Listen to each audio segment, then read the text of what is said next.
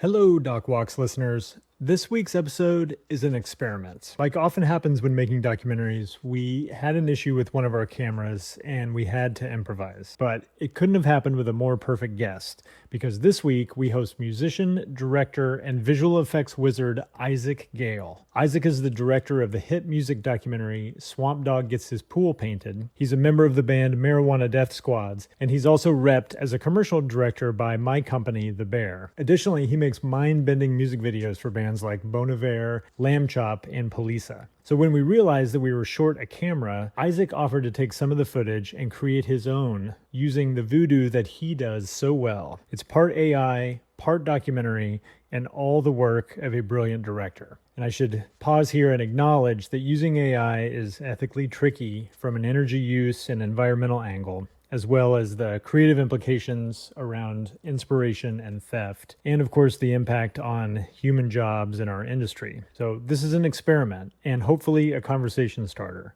We hope you'll watch and let us know what you think. And now I hope you enjoy my walk with director Isaac Gale. As high tech as this is, old-fashioned marker. Yeah. And then let's start over here, because I feel like this is very apropos for where we are and what we're doing. Before you see us, the past. Things cross them up, the bring but the future and the past. Here we are, South by Southwest. That is the perfect way to start our walk, because you are here. I am here. You are a director, but you are here with your band. That's right. Which is Marijuana Deathsquads. Marijuana Deathsquads, which is also like the coolest thing for a director to say. Like, yeah, I'm a director, but I'm actually here with my bands playing at South by Southwest. Here, let's cross the street, go this way. Sure. Can we just go on? Yeah, let's do it. Does anyone ever like run you down because you're holding the selfie stick when you're doing these? Not at all. If anything, I think people are sort of curious and they slow down. But I have held a selfie stick in my life, by the way. How does it feel? It feels weird. Do you feel like 10 times nerdier than I do. before? I also don't usually wear hats, but I got so sunburned yesterday, I feel like I have to. I know, and now we're walking, it's probably like 50 some odd degrees outside. Although yesterday it was like 95 and like the bright sunshine. This feels good. Well, you're from Minneapolis, where, what is it, like probably 15 degrees today? Probably. Yesterday we had some kind of mega snowstorm with like 2 feet of snow. So, wow. Half my band isn't here yet. Hopefully they actually make it. And we play with 4 drummers, I think, at this show. So if 2 drummers don't show up, then at least you have two others. Still have 2. Nobody's gonna go, that band was great, but I really could have used 2 more drummers. Yeah, if anything, they're always like, you don't need any drummers. That's 4 too many. 4 drummers too many. Here, let's go this way. I've never been down this street. This is the old neighborhood where Brad Beasley and I lived together as roommates, and that's actually, in a circuitous way, how you and I know each other. Yes.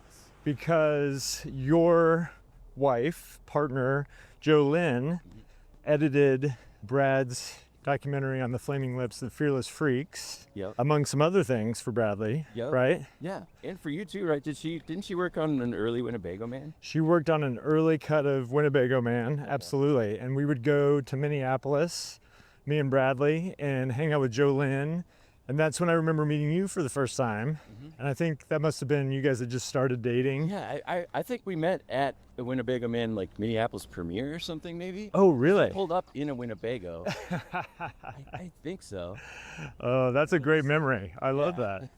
I do remember that because that was when we showed the original crew who had made the Winnebago Man outtakes all came to that screening. Yes. And they were basically, we brought them up afterwards and I did a Q&A, and they were sort of treated like celebrities. Yeah. And that was like a really special screening. I think you called Jack or something, or maybe that's just for times you've done that I've seen. That was definitely part of the Q&A experience for the release. Cool. And that would really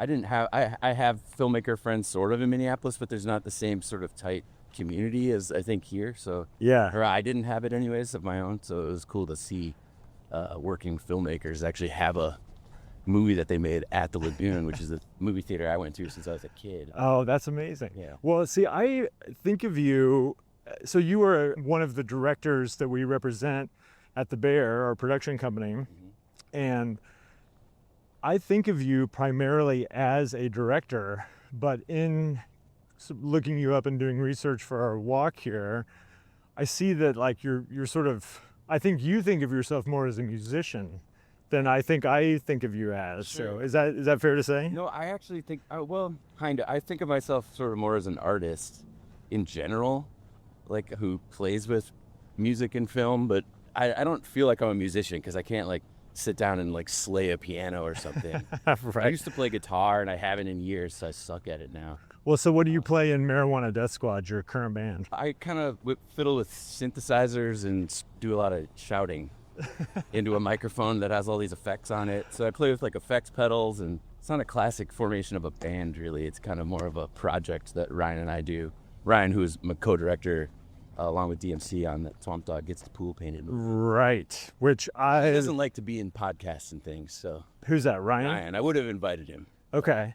Is he sort of... Just landed too at South by. Is he sort of like famously a little bit reclusive, like doesn't like Doesn't the let his limelight? picture get taken. So he's like, if you try to look him up on the internet, you will find almost nothing. Wow, really? Yeah. And this Cool is project. this is Ryan Olson we're talking about. Yes, Ryan Olson. And he was your co-director on the documentary about the musician Swamp Dogg called Swamp Dogg Gets His Pool Painted. Yep. That premiered at South by Southwest in 2024? Yeah, 2 years ago. 2 years ago. And then got acquired by Magnolia Pictures. Yes. Had Out of a- South by. Out of South by, had a theatrical run, which is wild for an independent documentary about Yeah. a relatively obscure musician, Totally. even though I'm a huge fan. So that was like a huge success. Were you expecting the movie to be a huge success like that? No, I don't know what I expect. You know, we were just so happy to get it finished and get people to see it. So like even when South by was done, we were like, well, that's it, I guess. No one else is ever going to see this movie. And then kept going. So yeah, I mean, it's all kind of shocking and just super exciting to us. And then I also just want even more for it. Like I'd love it to land on a streamer sometime and Man, it's so see charming. it. Because these guys are just so, they're such amazing characters. Amazing characters. And the way that you put it together is, I'm struggling not to say offbeat because I feel like that's not, What that they always doesn't, say about weird independent musicians. right. And it doesn't do it justice. It's more like you made the film true to the subjects. Like they are Yeah, unusual people and the film is unusual. Yeah, totally. We tried to make it feel exactly like it felt to hang out with them, at least from our perspective. Yeah. I'm sure other people hang out with them and get a totally different thing because they're you know, infinitely interesting guys. Right. And they're hilariously funny. Well, so how did it come about? Like, tell us the origin story of Swamp Dogg. So Swamp Dogg cold called Ryan Olson a few years before we started filming. I think they shared a distributor in music or something because Ryan's really a record producer or music producer. Okay. And what would we know Ryan from? Like, give us some of his greatest hits. Police. He's done a ton of production for Lamb Chop, Bon Iver, Lizzo. Whoa. Those are some famous ones. So- Third Eye Blind, which he renamed Thread. I don't know if that ever caught on, but yeah. So he's like kind of the go-to record producer in Minneapolis. I mean, there's a bunch, but he's, you know, he's my fave. Gotcha. Yeah. For the first time in Doc Walk's history, in over 50 episodes, we ran out of card space It was too intense. on my camera as we were like 5 minutes into our walk. Isaac, I apologize on behalf. Hey, I'm pissed, but it's fine. Okay, let's assume that we did not get any of the Swamp Dogg Okay. movie History. history. So let me start that back over. Sure. So you are fresh off of making a feature-length doc about the infamous musician Swamp Dogg Yes. called Swamp Dogg Gets His Pool Painted. Yep. It premiered here in Austin at South by in 2024, Yep. and it got acquired out of South by Yes. Magnolia Pictures, True. which is a huge hit for any documentary. Yeah, insanely exciting. Yeah, it got a theatrical release. Yep. And that, by all accounts, seems like a huge deal. Like, was that something that, like, for you was unexpected, or was this kind of like you thought the movie would go that far and wide? I didn't know what to expect with it at all, and I definitely didn't expect. I guess I don't know what you're so like in it so hardcore when you're making it that, like, you know, we were like still editing when it played at South by and still messing with it before it, like, Magnolia put it in a theater. So focused on it that I never even thought about where it would go or any of that stuff. Right. I'm just psyched that it's available for people to see. Yeah. And find. My memory of it was that you guys went down to make a music video. Yeah. And basically had so much fun that you kind of didn't want to leave. And True. that's how the documentary started. But I know it's more complicated than that. So what was the origin story? So Ryan and Swamp ended up, they shared a music distributor. I don't remember what that was. And I think Swamp was looking to work with some new, you know, they were kind of like, Swamp, maybe try work with some new people, you know, help you produce, because they're kind of producing all their stuff in-house. And he was looking through like a list, as far as I know it. He was looking through a list of potential, you know, people to work with, and he saw Ryan's label on there, Totally Gross National Product, and thought that was a funny name. So he called him up. And it's true. It's like a total Swamp Dogg thing. Yeah. Totally. It sounds like it could have been. He's a great, you know, he's a master of titles. So he liked that one. So yeah, he called him up, and Ryan was sort of smart enough to keep talking to him, and they, you know, started up a friendship and a relationship working on music together for a couple of years. And before I ever met him, they were working on this album called Love, Loss, and Autotune for a long time that eventually I think came out in 2017, which is when we showed up at their house to film a music video. Okay. And when we showed up at the house needed no art direction, no, and, you know, it was like, do you want us to move anything? He's like, no, this is such a cool place. Yeah, describe all the details are just so specific with them, you know? Well, for people who haven't seen the movie, or actually, I think we should go back even further, because I am familiar with who Swamp Dogg is, but that is an unusual. How'd you know him? I played in a lot of bands. I'm from a musical family, and music's always been a lot to me. So I read about music, I search things out. Cool. And I think, you know, like when you do that, your friend who's, you know, the record store clerk or whatever turns you on to something cool. And I think in this case, maybe my buddy Thomas Fawcett here in Austin, who used to review for the Chronicle, I think turned me on to him. Cool. So it had been years ago, and I got Rat on, which is still to this day my favorite Swamp album, and then Total Destruction to Your Minds. Amazing album. And yeah, from there I was just off and running and a huge fan. Sure. I mean, we had a couple other people who ended up on our film team who also came by way of just like kind of being fans of Swamp Dogg and poking around to see if anyone was doing anything about Swamp Dogg. Oh yeah, like Paul Lovelace, Ben Wu, and Townsend is this amazing record collector from Atlanta. And he was a huge Swamp fan, and he was starting up a project with Swamp, and kind of like every time someone was kind of like, hey, Swamp team, can we make a movie about Swamp? They were like, well, these other guys are making a movie, and it's kind of taking them a long time. Maybe you can like help out, which never works out, but it really worked out in our case. Like everyone turned out to be super cool. So I think if you're like a Swamp fan, you already knew Swamp Dogg before you saw a movie or anything, you're probably it's a litmus test. You're a cool person. Yeah, you're like a good guy. Or a good person. Yeah. So, but so Swamp is a R&B singer-songwriter, piano player who started with a very like classic rock and roll story, basically, where he was. He had like a crooner hit that I'm blanking on that, you know, when they found out that he was black.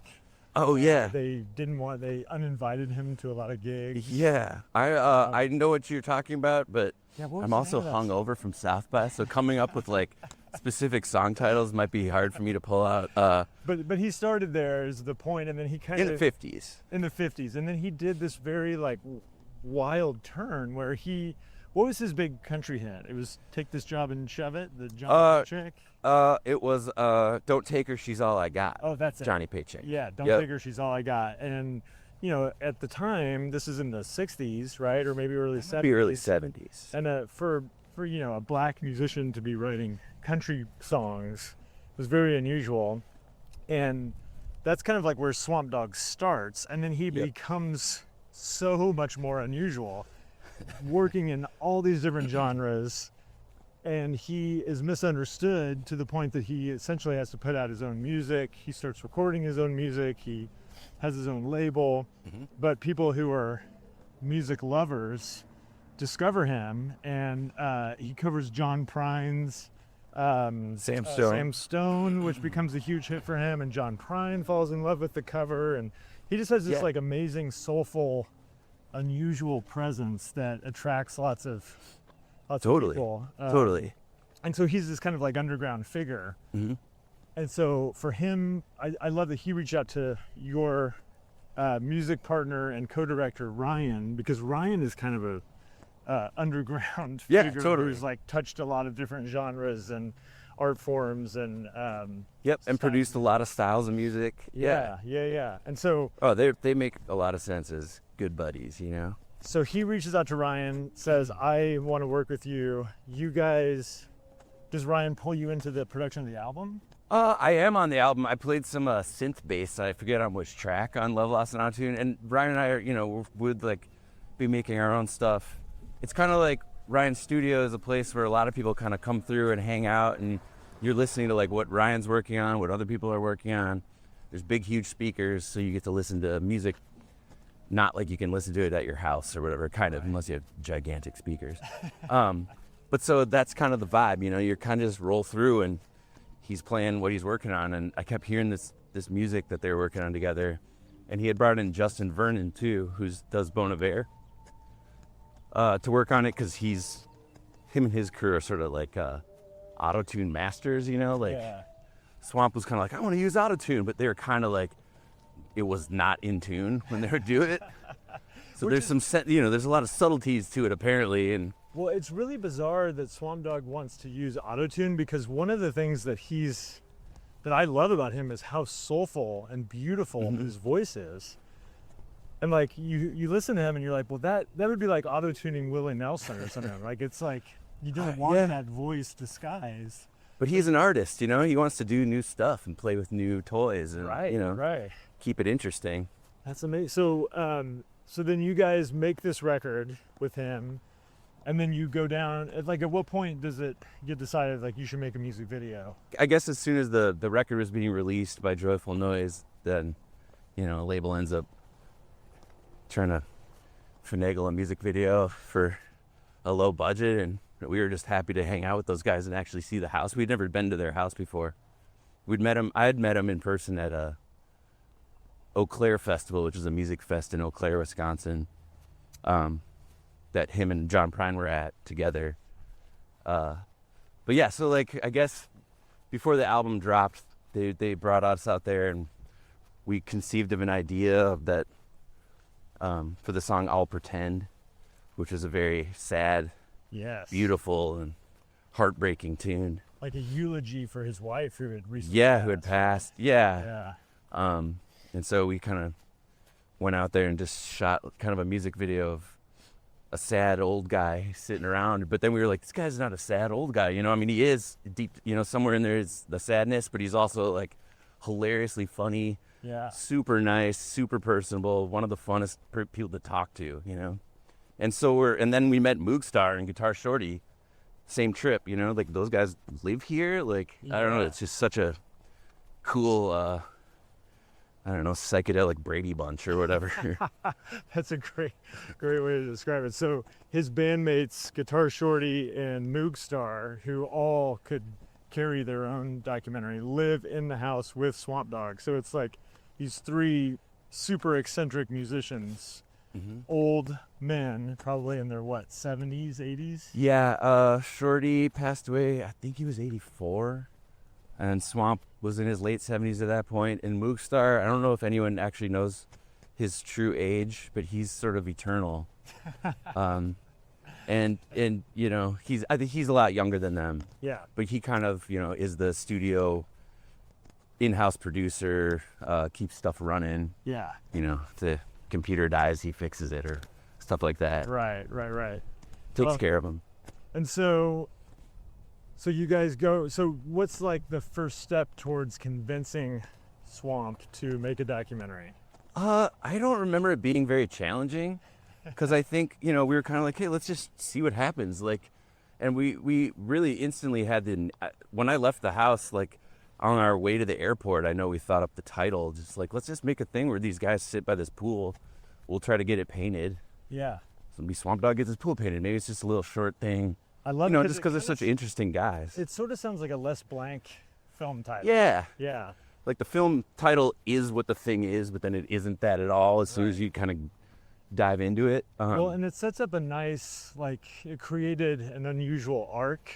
Like usually a biopic follows such a, like, standard formula. Yeah. But with that title, the pool getting painted is the arc. Totally. Anything that happens within that can be as chaotic as possible as you sort of come back to There's always an anchor point you can come back to, which is the pool being painted. I love that. And then we tried to keep them in the same outfits as often as we could around the pool so that there's some kind of continuity, even though maybe years passed between conversations and stuff. Which was pretty funny, because at one point Swamp lost some weight and his hat kind of like started going like shrinking on his head. But yeah, it was, I don't know, they were just so game to like have, to do stuff. You can't get Swamp to do anything he doesn't want to do, so if he didn't want to do it, we didn't do it. And we came up with a lot of ideas, and they had some ideas.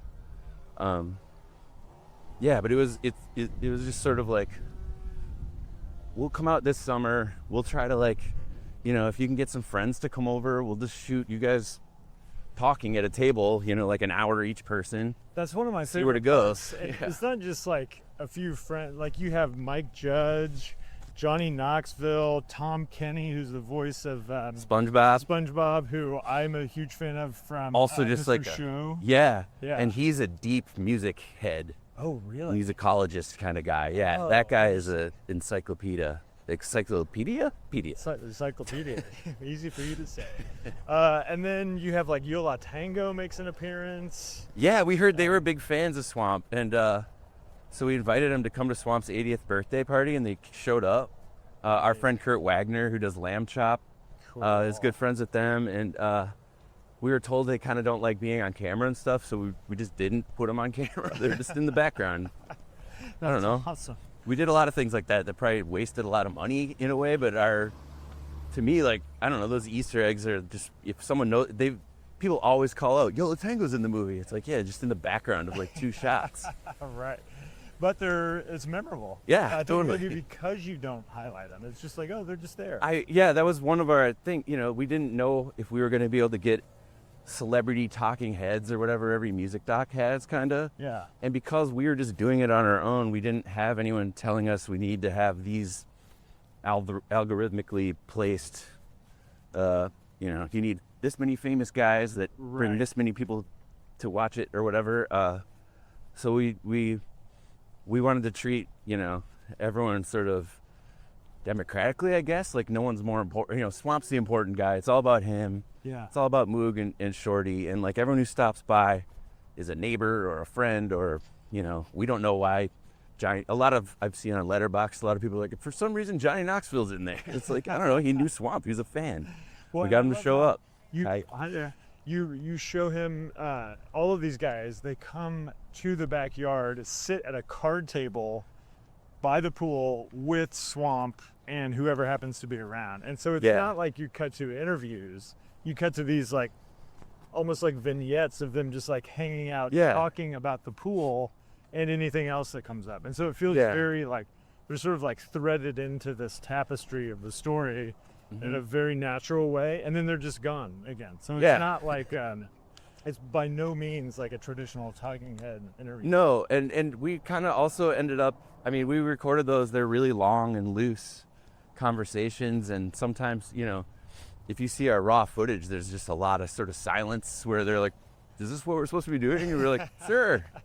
I don't know. We just wanted to see what happens if we just keep the camera rolling. Right. And because Swamp is a master of conversation, he can always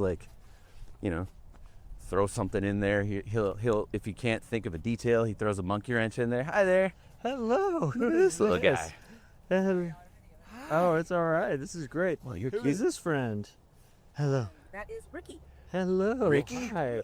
Well, so we've been talking a lot about Swamp Dogg, but I want to talk about you more. Sure. So, because I read somewhere that you made 100 music videos before Yeah. Swamp Dogg. So, and you said like at the start that you think of yourself as more of an artist. Yeah, I mean, I went to art school. Like, as opposed to being like a journalist or, you know, a documentarian type. And because I like to dabble in a lot of different medias. Like, I went to school to study painting, and then ended up with a filmmaking degree from Minneapolis College of Art and Design. Cool. I don't know, I just got obsessed with cameras somewhere in there and ran out of ideas of what to paint.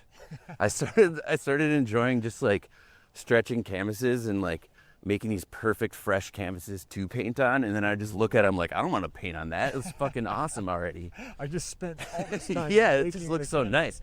Someone else could paint on this. Yeah, I did make 100+ music videos, mostly for like Minneapolis and sort of Midwest bands. Yeah. Ryan and I actually were working at this warehouse job. It was like a beer brewery place, and just super broke, couldn't afford a practice space anymore, so we started like making electronic music because we didn't need amps and whatever, like guitars. And at that time, my friend Steph, who raps under the name POS, and had this crew called Doomtree. They were sort of starting to blow up, and they needed someone to document a tour. And so I like cashed out a retirement fund that had started, which was probably like $2,000, and I bought, that was like when DSLRs got invented. Yeah. You know, like the little Canon Yep. 5D, 7D. I remember. But So I got one of those, and then I just suddenly everything was like shallow depth of field. Yeah. And yeah. So I shot a ton of music videos on those for really low budgets, and I probably am just part of the reason.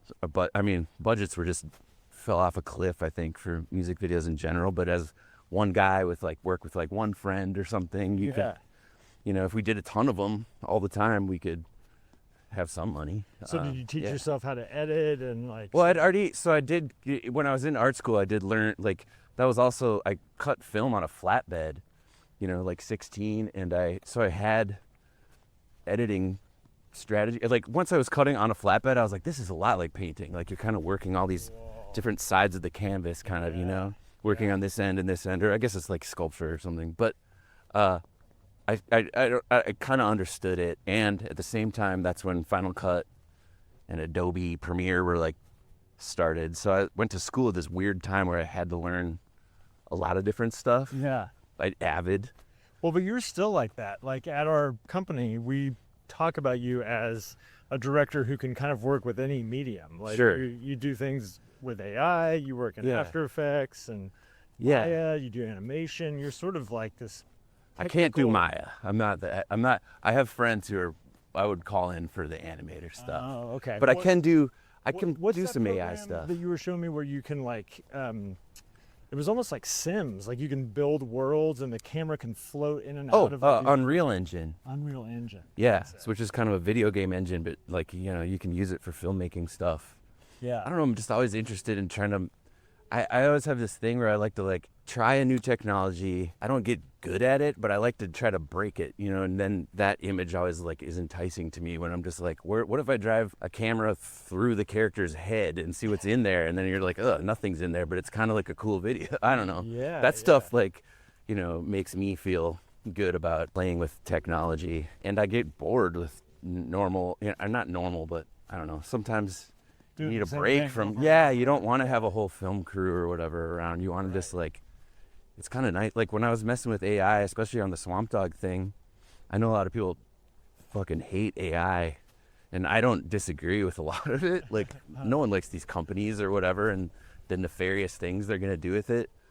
But like every piece of art I've ever made is on the internet. Like some of that data is mine too, and yours and whoever's, and like, I feel like, you know, we should be able to steal the software and try to make things with it, see if there's something cool in there. Maybe it's not. But the intro to Swamp Dogg, the AI thing, we like iterated that for a year and a half. Wow. You know, and sometimes just sitting there doing coding or whatever, tweaking little micro things Well, and in talk the about code. the intro, because it's so Oh, sure. incredible how like all the images sort of bleed Yeah. and melt into each other. So the movie starts, it's Swamp Dogg sitting by his pool, and he says, "Is this a dream or a reality?"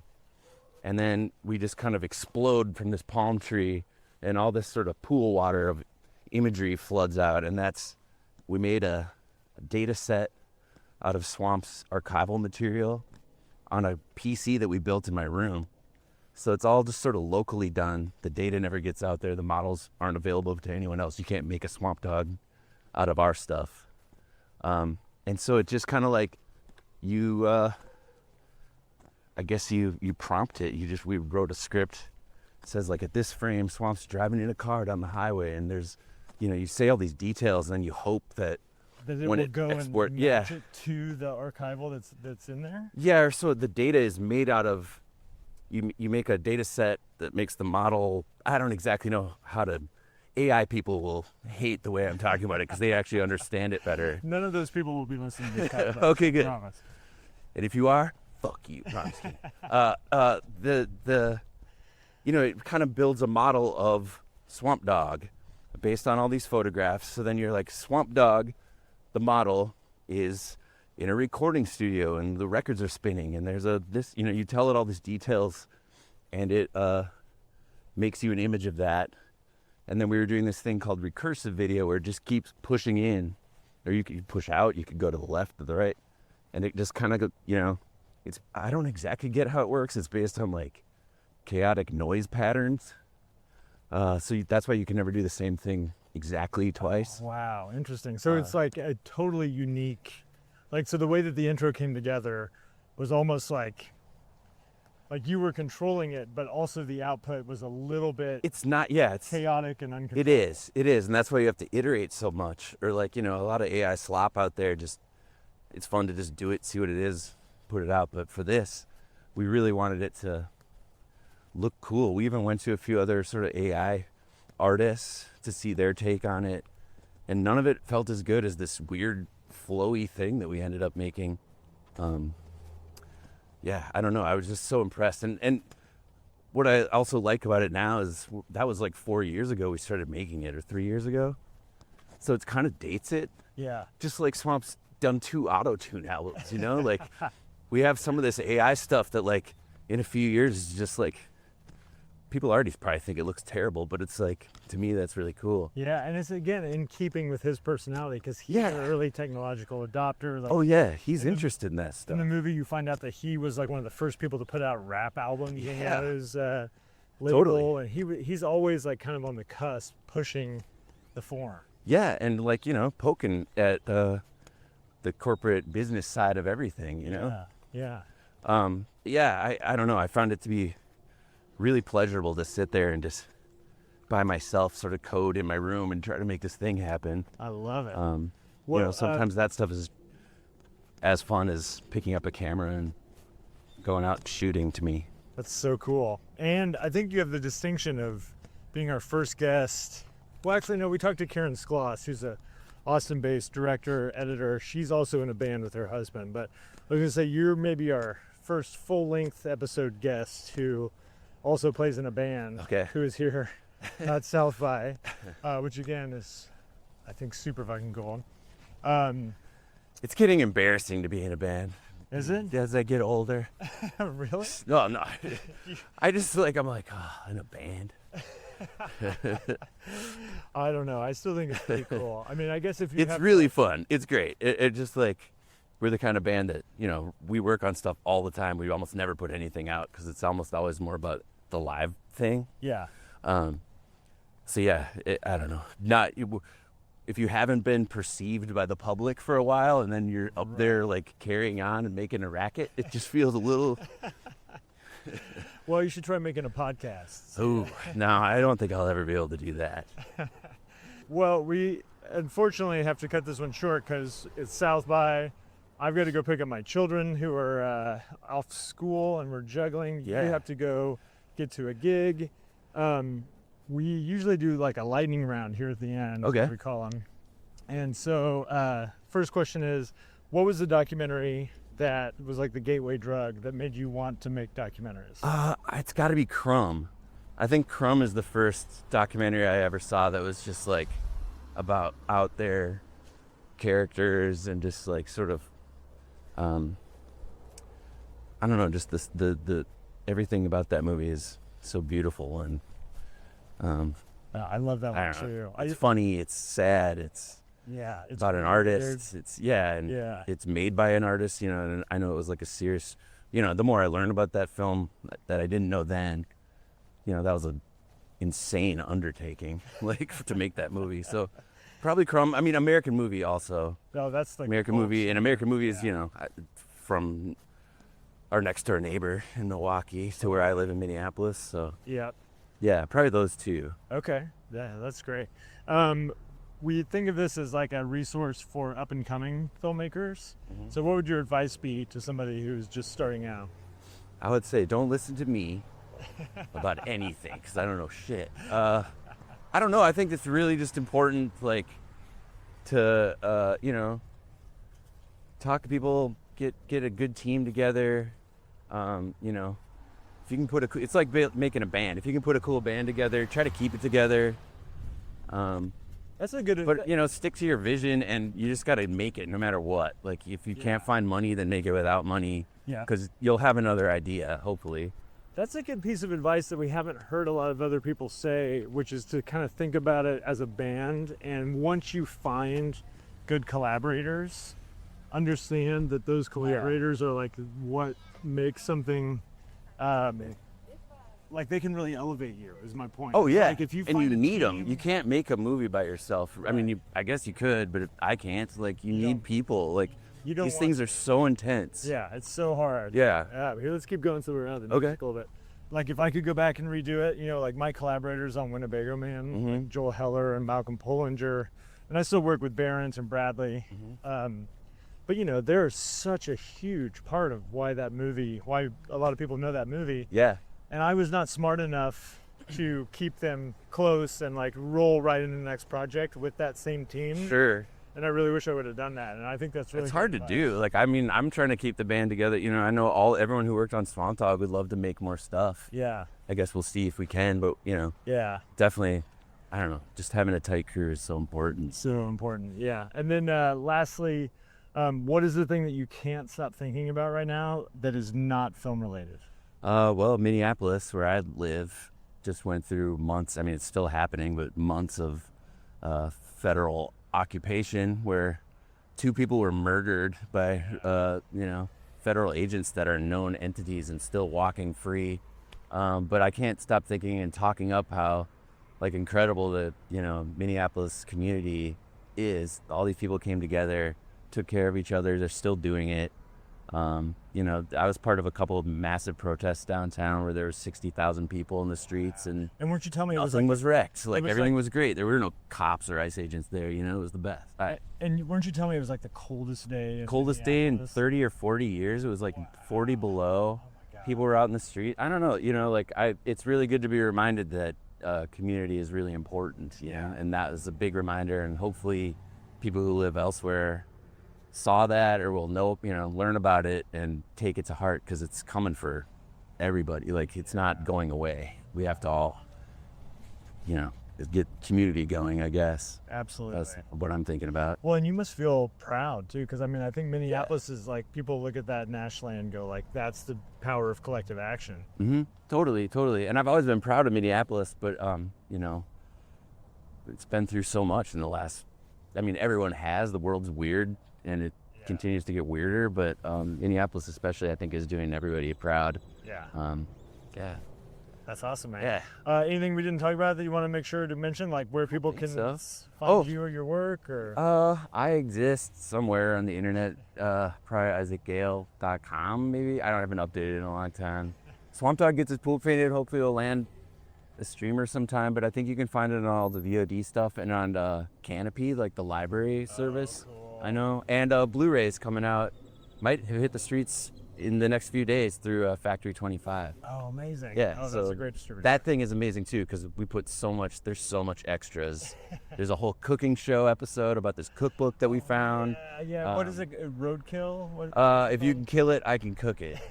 Yeah, so there's like on that Blu-ray is that, and yeah, a bunch of people should, if they like the movie, they should get the Blu-ray because there's so much fun extra stuff. Oh, amazing. Yeah. And so cool. Well, I'm so proud that our company gets to represent you, and like I love your work, and I don't know. You're one of those artists that I like cheer for no matter what you're doing. Thanks. And I'm so psyched that you're making work and Hey, yeah, let's keep putting it making out work in the together. world, and let's Yeah. keep doing it, man. So Sick. thank you for doing this. Thanks for having me. Yeah, dude. Awesome. All right, let's get. Cool.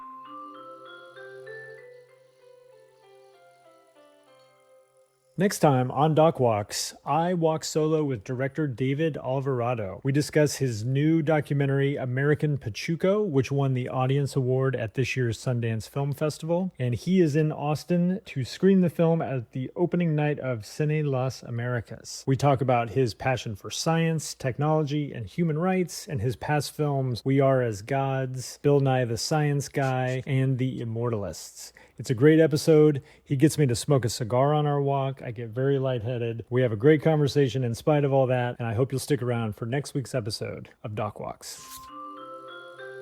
Doc Walks is created, produced, and edited by my friend Ben Steinbauer of The Bear. Hello, and my friend Keith Maitland of Go Valley. Thanks for tuning in. Follow us at Doc Walks Pod on Instagram, X, and YouTube.